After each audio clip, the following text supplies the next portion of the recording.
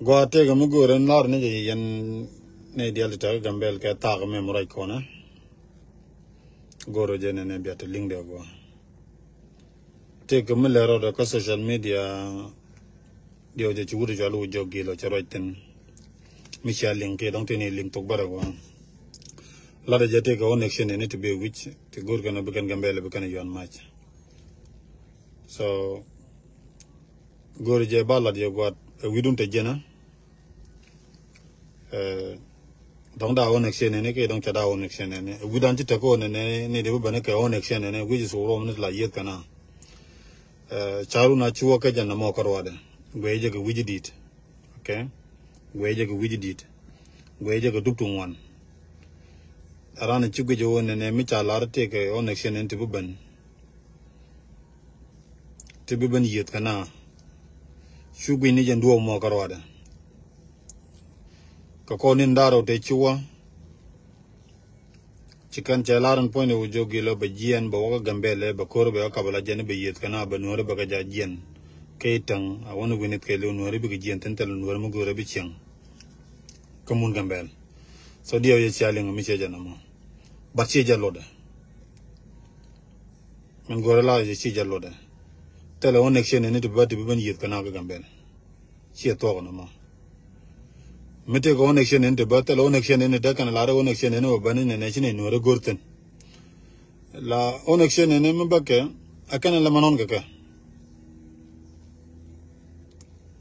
jo ne gala ji dor me ba ga bi ga ban yet kana kan ro mun to yet kan kana yet kan ga ji gambel ci kon couranter ne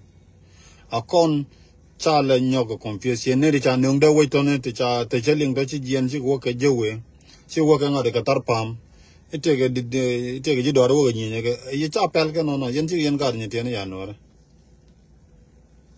ci yen gar ni te ne ma cha ju la yo mi ci kana create la ken yo ben social media ju tieng ga ju ngai no to yo ba nang ni yen bu liu da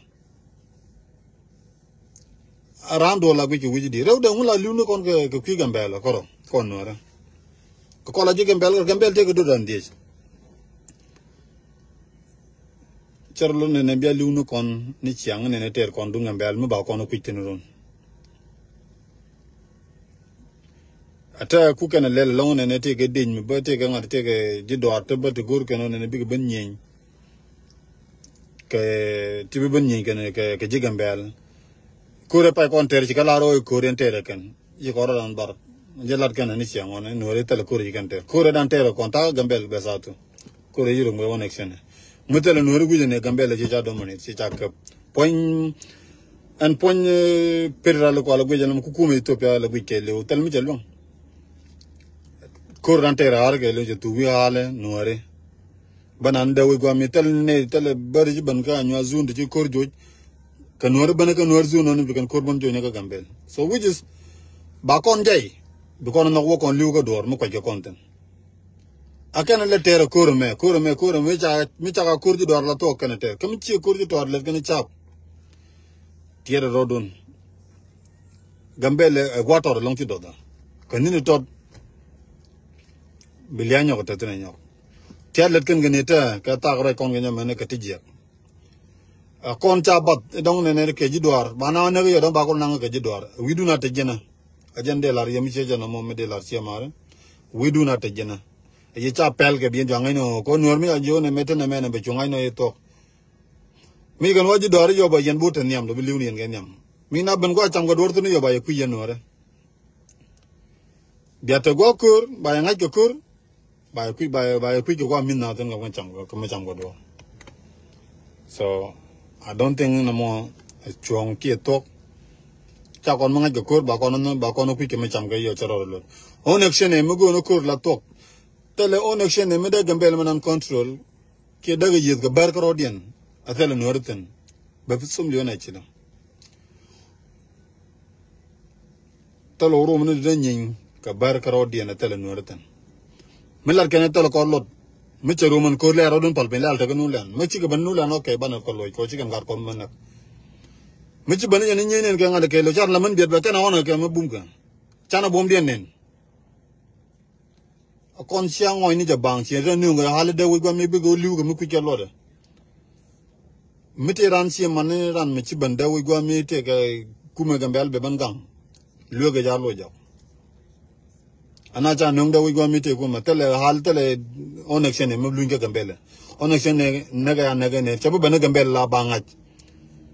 telo ne action me de bana gambel ngaj ke je ne be gambel ka ba kor je ta ku yen lel ga ko yen ga social media te on action mbe tele on action me be ka gambel tele ji dor te be gambel yede ji gambel ji dor ka tin ngay konga aji cha kwal mentally built on baka leru la active ayen ba tegel gora bala ya jin mi ci lele jin gad wej ono ko ne bi ñin koy du bëgg ngacc aci jël jin bang min jin kon ñu jin bang tel mi la de wor kan ceng der ko ngi jera mo gonteru ni mi la de ajen la de na mo na